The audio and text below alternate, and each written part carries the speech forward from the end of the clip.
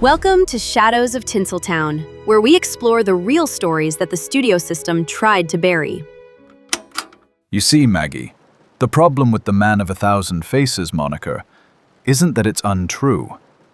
It's that it's too convenient for the marketing departments at Universal and MGM.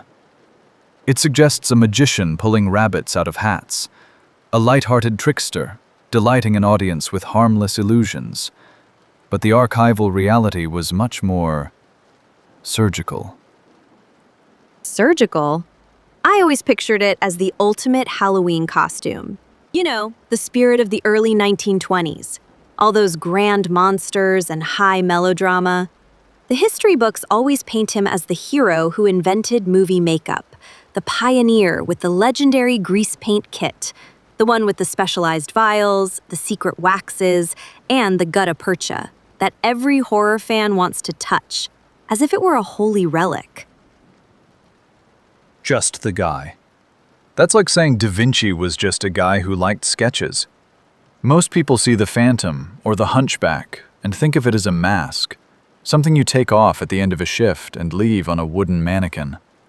But for Chaney, it wasn't a mask he put on. It was a body he inhabited by force.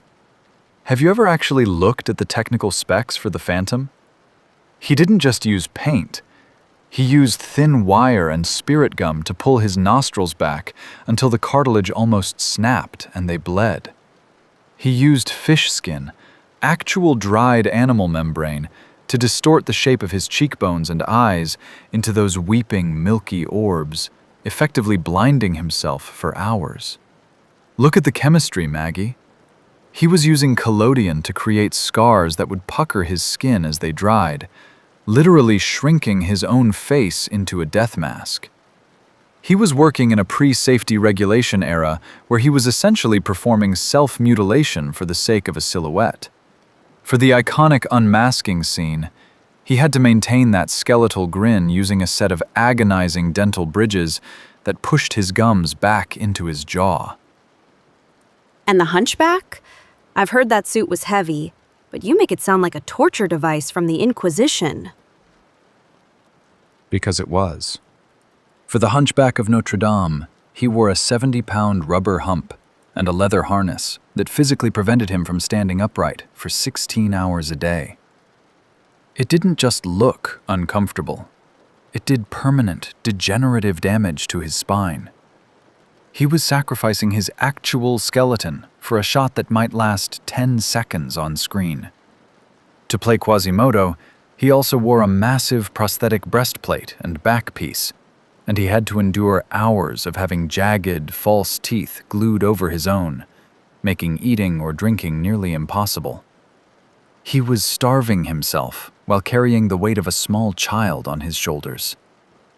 Even the simple characters were a nightmare of physical endurance. Take The Miracle Man from 1919. It was his breakout. He played the Frog, a fake cripple who has a healing session where he has to uncontort his limbs in a single, continuous shot. He twisted his legs into shapes that made doctors in the audience wince. He didn't use camera tricks. He used sheer, agonizing muscle control. But what about the leg binding? I read somewhere that his performance as the gangster in The Penalty was actually dangerous for his health. Is that just more Hollywood hype from the silence?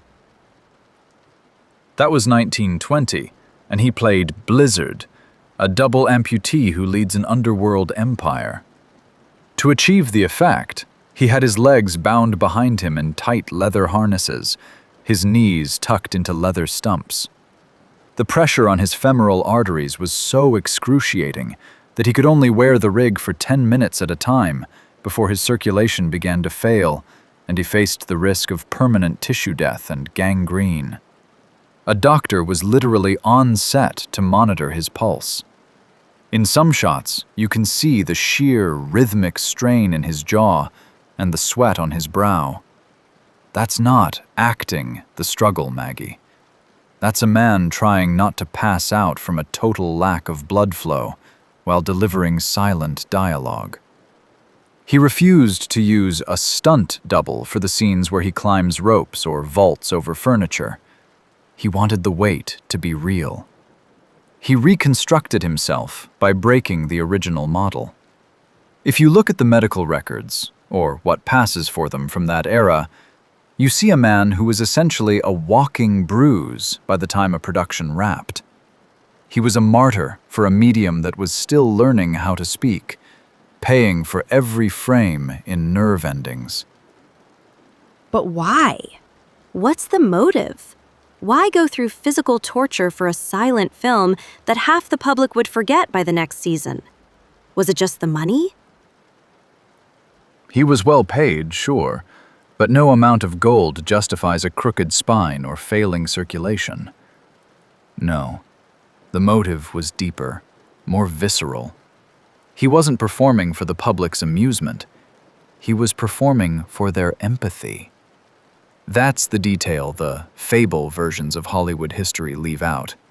Chaney was a CODA, the child of deaf adults, at a time when the deaf were treated as social pariahs, hidden away in institutions like broken machines. This was the era of the oralism movement, triggered by the Milan Conference of 1880, where deaf children were forbidden from using sign language and forced to pass as hearing by lip reading and vocalizing. It was a cultural erasure. His parents, Frank and Emma, met at the Colorado School for the Deaf. Society viewed their community as defective, almost subhuman. Chaney grew up in a house where communication was entirely physical, gestural, and silent. I never thought about that connection. Growing up in a silent home, it would change how you see everyone, wouldn't it? Every movement would have a weight, a specific meaning that hearing people just miss because we're too busy listening to the noise. It was his primary education. He spent his entire childhood as a living bridge, translating the loud, confusing world for his parents through his hands and the micro-expressions of his face. His mother, Emma, was bedridden for much of his youth, suffering from inflammatory rheumatism.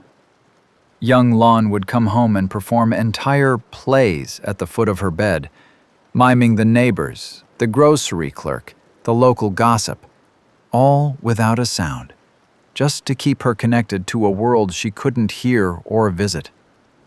He learned early that a raised eyebrow or a slumped shoulder could convey more than 1,000 shouted words. He understood, better than any actor before or since, that the body is a language, often the only one that doesn't lie when the world is being cruel.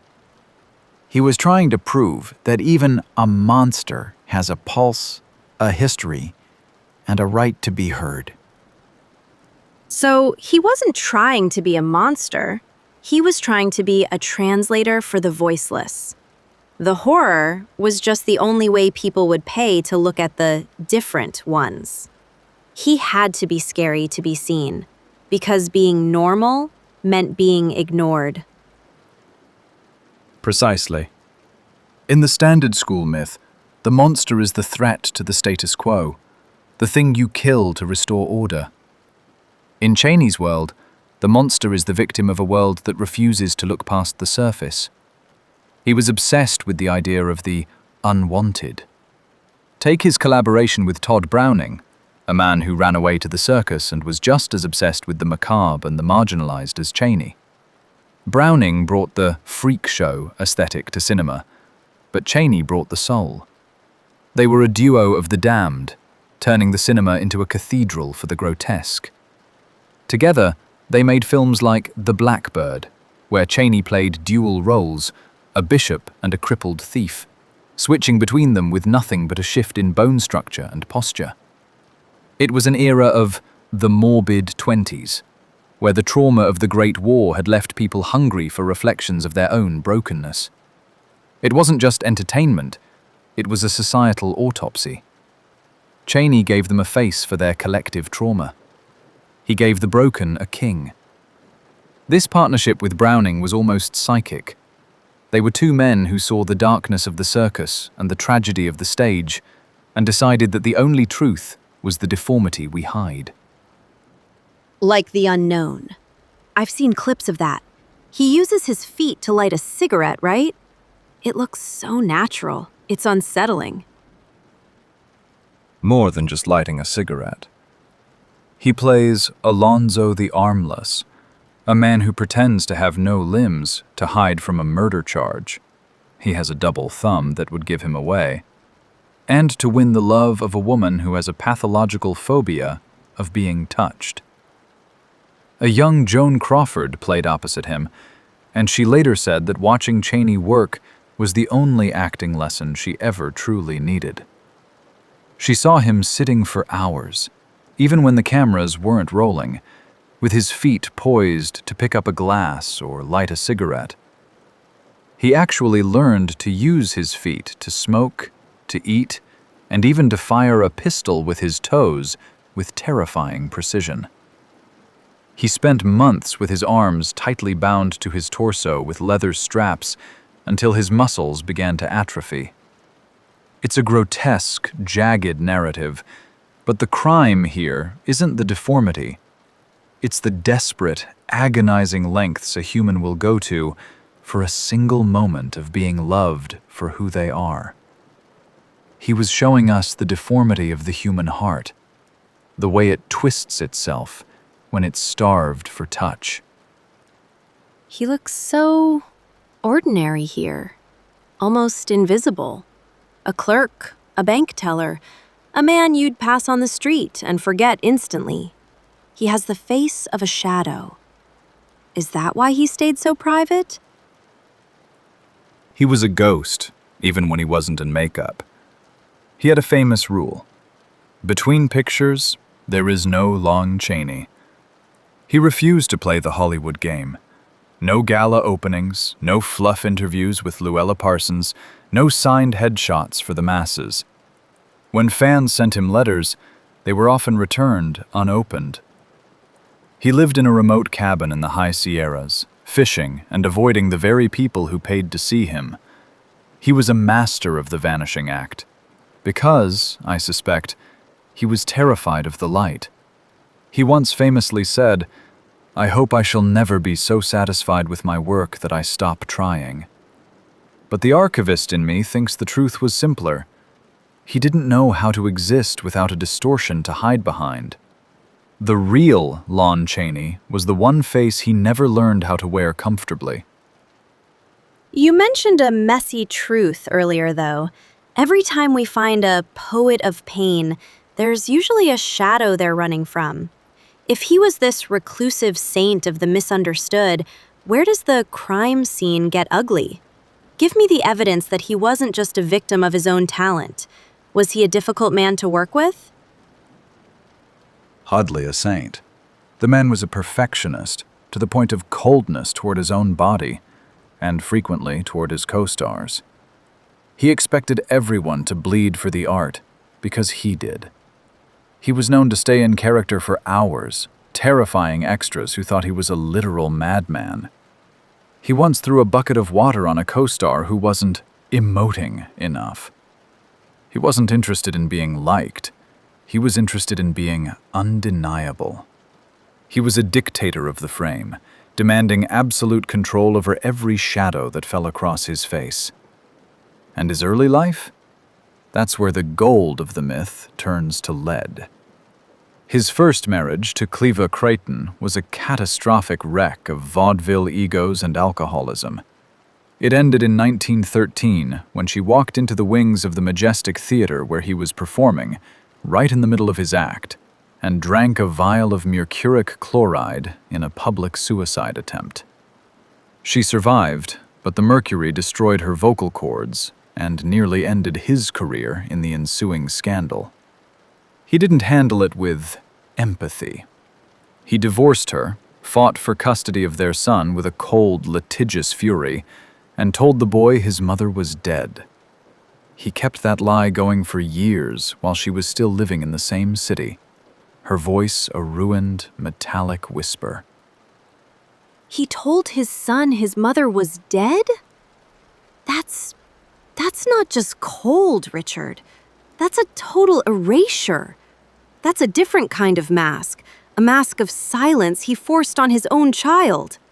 It's almost as if he was punishing her for losing her voice by taking away her existence. He buried the scandal and became the man of 1,000 faces, partly to ensure his own face was never recognized as the man from that specific headline. He was running from the ghost of Cleva Creighton as much as he was running toward the light of stardom.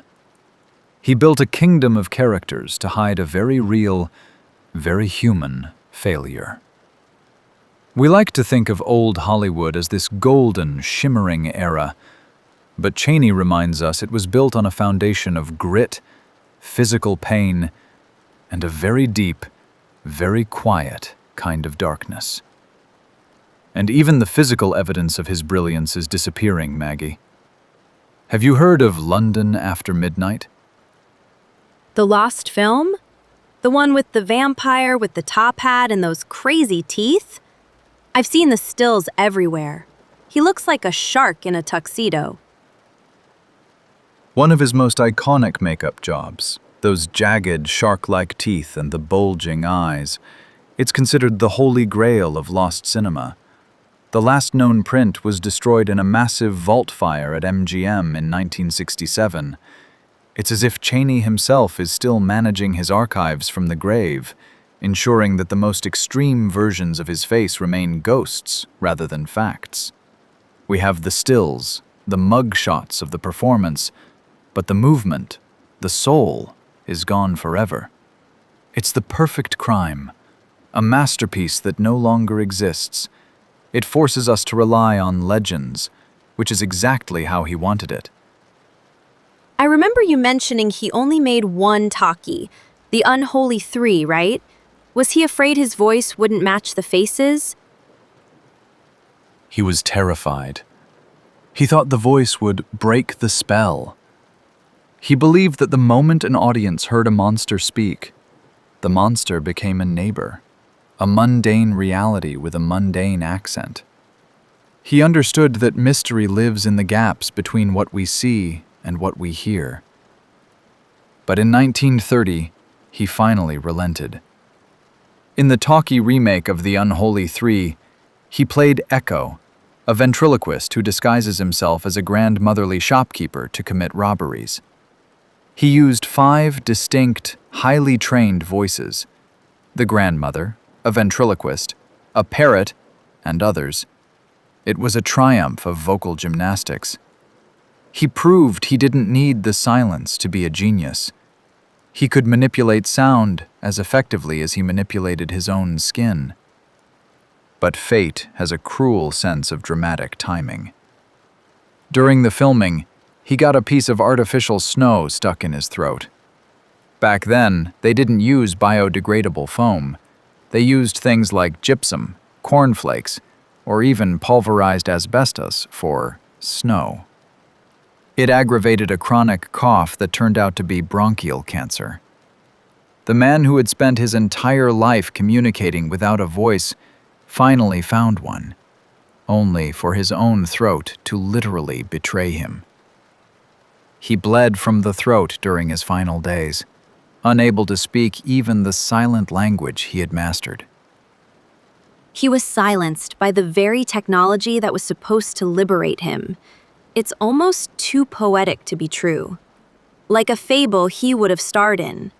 It makes his death feel like a final unmasking, where the only thing left is the vulnerability. Precisely. He died a few weeks after the film's release. The man who mastered the language of silence couldn't survive the age of noise.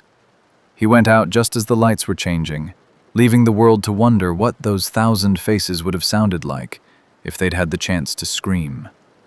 Even his funeral was a masterpiece of his own design. A simple ceremony, followed by a period of total silence observed by film crews across Hollywood. 2 minutes of quiet for the man who lived in it. It was the only time Hollywood was ever truly silent, and they haven't shut up since. It was a final, grand gesture of control, forcing the world to stop and listen to nothing, because nothing was where he lived. It makes that scene feel different now. It's not just a jump scare for the audience in 1925. It feels like he's unmasking us, too. Looking at his face is like looking into the sun. You want to look away, but you can't, because it's the only way to see the truth. No. It's the moment the investigator finds the body in the cellar. It's a reveal of the self, the realization that under all the wire, the fish skin, and the grease paint, there's just a man who is terrified of being seen, and even more terrified of being ignored. And as any good detective knows, the moment the light hits the evidence, that's when the real discomfort begins. The tragedy of Lon Chaney isn't that he died young.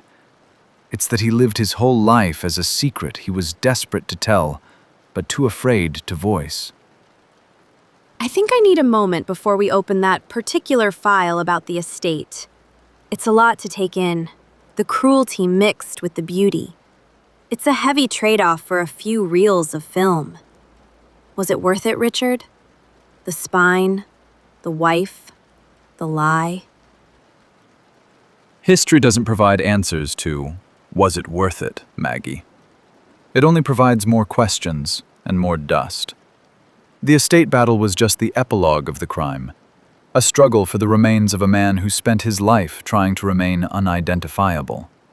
His son, Lon Jr., whose real name was Creighton, only found out his mother was alive through a lawyer's letter after the funeral. Imagine that unmasking. The moment the dead mother walks out of the shadows and asks for her share of the 1,000 faces. Lon Jr. went on to play the Wolfman, but he never quite mastered the transformation the way his father did. He just wore the hair. He didn't live the bone. He spent his life trying to fill a shadow that was 1,000 sizes too big for him. A man haunted by a father who had perfected the art of disappearing. Lon Jr. was a victim of the very empathy his father had tried to teach the world. He was the only person his father couldn't successfully hide from. He spent his life in the shadow of 1,000 men and never found his own face. Thanks for watching Shadows of Tinseltown. Subscribe to the channel, as this will allow us to create more videos.